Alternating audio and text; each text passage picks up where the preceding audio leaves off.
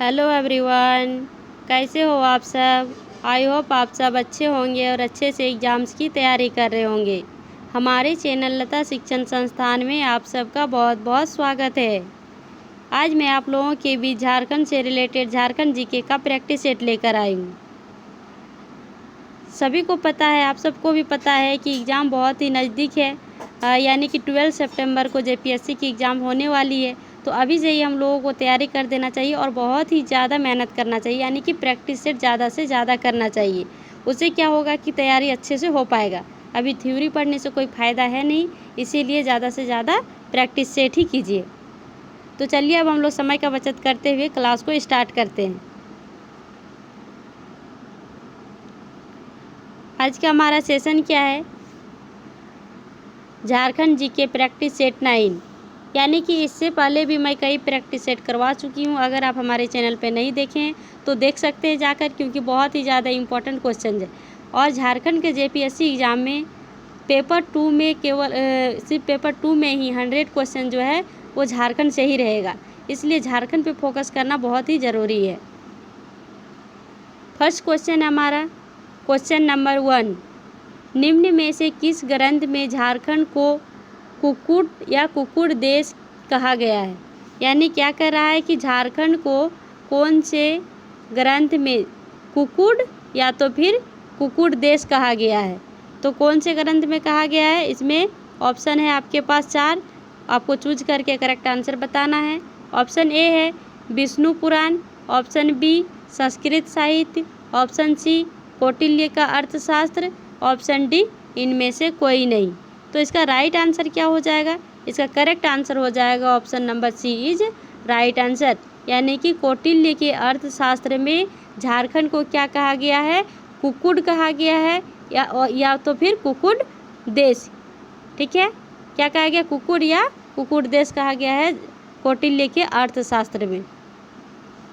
Next question देखते हैं, question number 2, Nagvanshi शासन व्यवस्था का प्रारंभ कब हुआ था।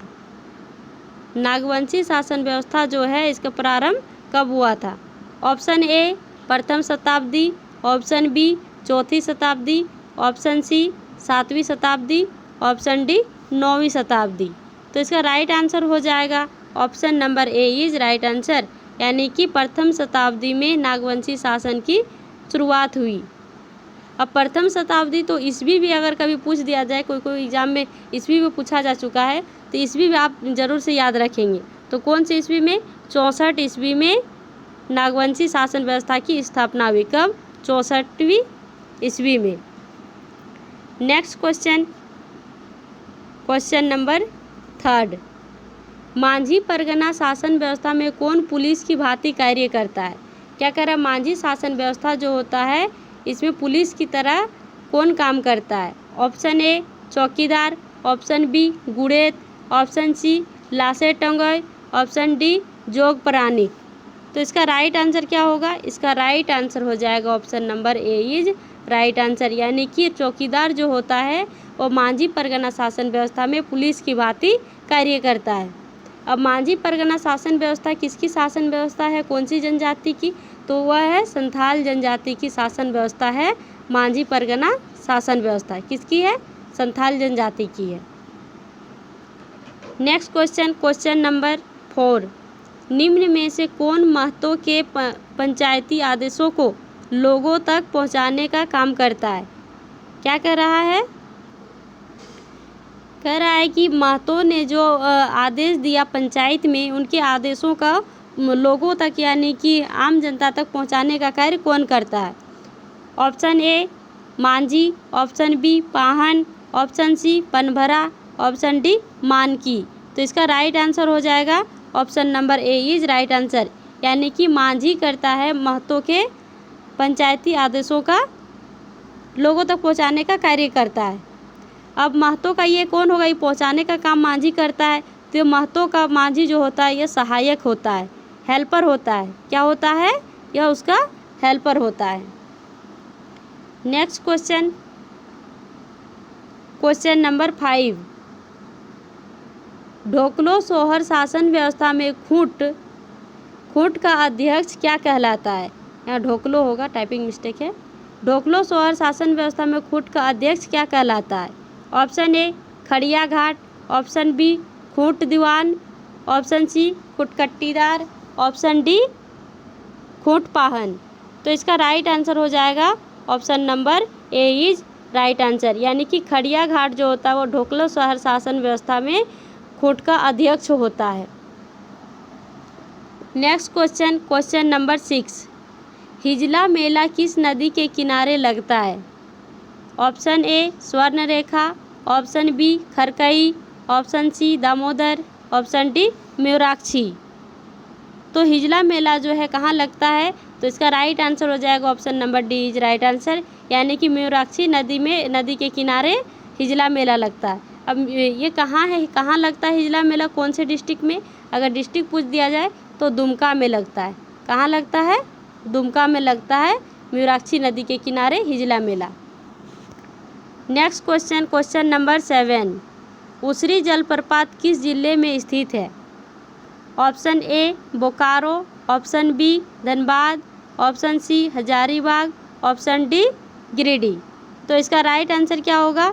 इसका राइट आंसर हो जाएगा option number D is right answer, यानी कि उसरी जलप्रपात जो है गिरिडीह डिस्ट्रिक्ट में स्थित है। और कौन सी नदी पे स्थित है?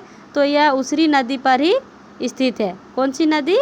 उसरी नदी पर ही यह उसरी जलप्रपात स्थित है। Next question, question number 8, Jharkhand की कुल कितने जिले पश्चिम बंगाल की सीमा को स्पर्श करती है? क्या कर रहा है कि झारखंड की कुल कितने जिले जो है वो पश्चिम बंगाल को स्पर्श करती है?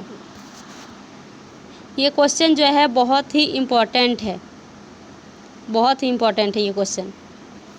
Option A 9, option B 10, option C 11, option D 12। तो इसका आंसर क्या हो जाएगा राइट? इसका आंसर हो जाएगा option number B is right answer, यानी कि झारखंड की सीमा जो है पश्चिम बंगाल से 10 जिलों, झारखंड के 10 जिले जो है पश्चिम बंगाल से अपनी सीमा स्पर्श करती है। अब वो 10 जिला कौन सा है? तो ये भी हम लोग थोड़ा सा जान लेते हैं। क्या है? साहेबगंज है, साहेबगंज, पाकुड़, साहेबगंज, पाकुड़, दुमका, जामताड़ा, जामताड़ा हो गया। उसके बाद धनबाद, धनबाद भी पश्चिम बंगाल से अपनी सीमा साझा करती है। कितना हो गया? साहेबगंज, पाकुड़, दुमका, जामताड़ा, धनबाद। उसके बाद रामगढ़, रांची, रांची, रामगढ़, ठीक है। उसके बाद सरायकेला खरसावा, पूर्वी सिंहभूम यानी कि ईस्ट सिंहभूम, और सरायकेला खरसावा, ठीक है। तो ये 10 डिस्ट्रिक्ट जो है, ये झारखंड के 10 डिस्ट्रिक्ट जो है पश्चिम बंगाल से अपनी सीमा साझा करती है, ठीक है। अब अगर क्वेश्चन पूछ दिया जाए कि झारखंड जो है कितने राज्यों से अपनी सीमा साझा करती है, कितने राज्यों से करती है, कभी कभी ये भी क्वेश्चन पूछ दिया जाता है। तो एक हो गया बिहार, 5 राज्यों से करती है। बिहार नॉर्थ में हो गया, साउथ में हो गया उड़ीसा, ओडिशा हो गया साउथ में। उसके बाद ईस्ट में हो गया वेस्ट बंगाल, वेस्ट बंगाल हो गया। उसके बाद वेस्ट में हो गया छत्तीसगढ़, और पश्चिम उत्तर पश्चिम में हो गया यूपी। यानी कि झारखंड जो है 5 राज्यों से अपनी सीमा साझा करती है। तो ये भी आप ज़रूर से याद रखेंगे, क्योंकि एग्ज़ाम में कई बार क्वेश्चन पूछा जा चुका है और बहुत ही ज़्यादा इम्पोर्टेंट है। नेक्स्ट क्वेश्चन है क्वेश्चन नंबर 9, दामोदर नदी कहाँ से निकलती है? ऑप्शन ए टोरी लातेहार से, ऑप्शन बी बरही हजारीबाग से, ऑप्शन सी नगड़ी रांची से, ऑप्शन डी चैनपुर गुमला से।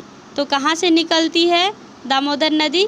तो दामोदर नदी लातेहार के टोरी से निकलती है। कहाँ से निकलती है? लातेहार के टोरी से। और झारखंड की सबसे लंबी नदी है दामोदर नदी। और दामोदर नदी को बंगाल का शोक भी कहा जाता है। क्या कहा जाता है? बंगाल का शोक भी कहा जाता है। नेक्स्ट क्वेश्चन है क्वेश्चन नंबर 10।